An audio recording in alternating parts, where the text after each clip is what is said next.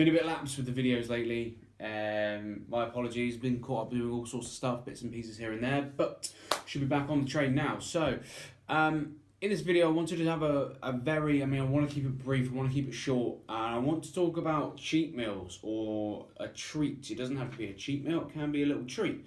For those who follow me on Instagram, you will see I like posting about the little treats I have. I normally save my treat into the weekend and have it maybe on a Saturday or a Sunday night.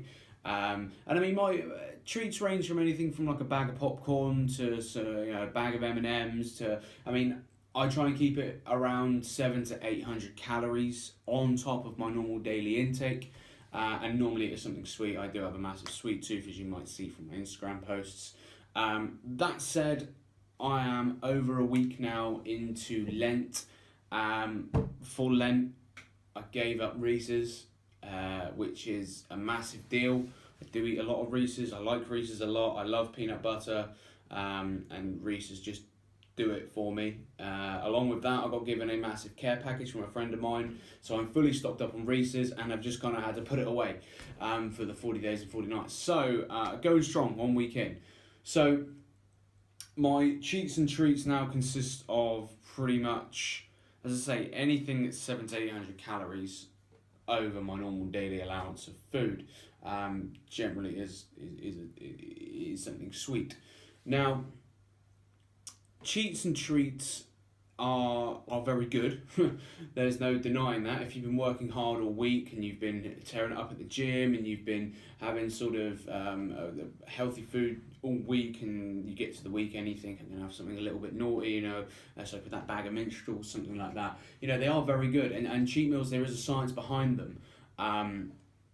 The fact is, you can get lost when you start having cheat meals and you start having treats here and there. Because old habits, they really do die hard. So it could go from a Saturday night, you might open a box of chocolates and then you might have some left over, and the Sunday you might still be in a mindset, there's a few left over, I'll have them now. And then you can see how it unravels quite quickly, and I'm really bad for that. Sometimes a cheat will last 2 days for me, and that's just a really hard mindset to get into.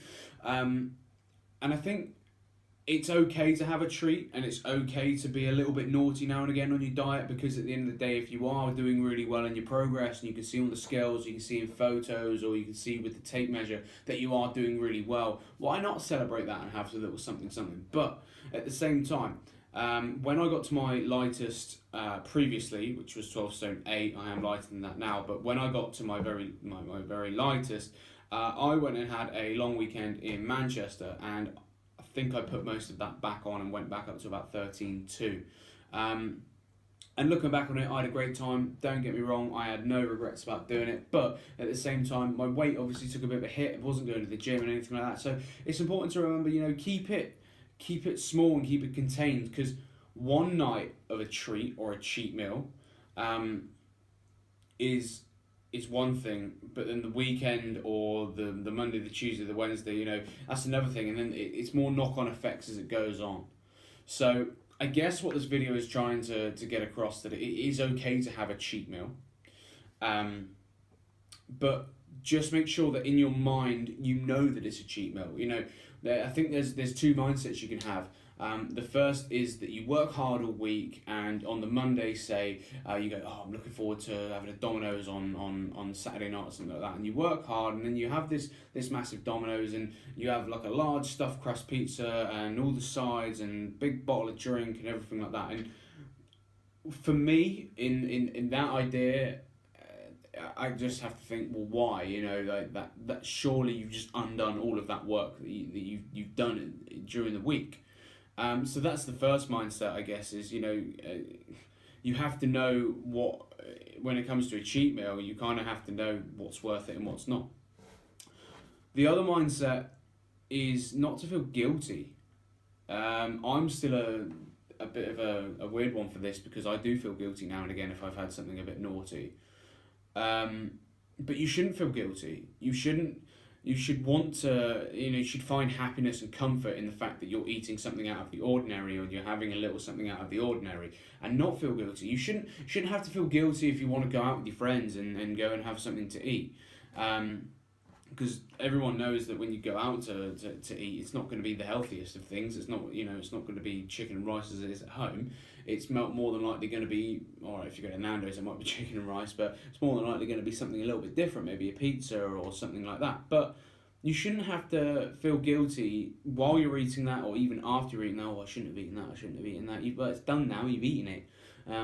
Tough. You should feel happy, and you should feel a bit of comfort in the fact that you've lost all this weight, or you're doing really well, and you're able to eat something nice for a change, or something that you really do enjoy. As I say, for me, it's normally something quite sweet. Last week I had quite a big stack of pancakes, and that was my cheat for the week, which did last 2 days, admittedly. But at the same time, I knew that was a one-off. And I think that's important to know as well, that it is a one-off and it is a treat, and you shouldn't get wound up in the fact that if you're going to eat a bar of Toblerone, for instance, then you shouldn't feel A, guilty that you're eating a bar of Toblerone, B, contradicting myself a little bit here with the whole Domino's thing, but by eating that one bar of Toblerone, you're not putting on all the weight that you've lost. And that's another really important part. For me, I constantly think that if I'm going to have a cheat meal, then I'm going to balloon back up to 20 stone. Definitely not the case. I'm still here. I'm sat here at 80 kilos, and I have cheats all the time.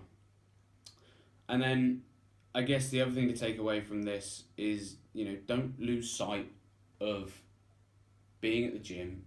Don't lose sight of your normal everyday diet, and just remember to treat it as a cheat meal. And treat it as something that is out of the ordinary and having a little bit of a different spin on your diet. Don't lose track of your own diet when you're having a cheat meal. And that's it, really. I just wanted to keep it nice and simple. Don't forget to subscribe to my channel. Don't forget to like the video. And don't forget to comment. Don't forget to do whatever with it, really. Just follow me on Instagram, Twitter, @DAGreenslade. It's the same handle. And I will see you next time, which will be very soon.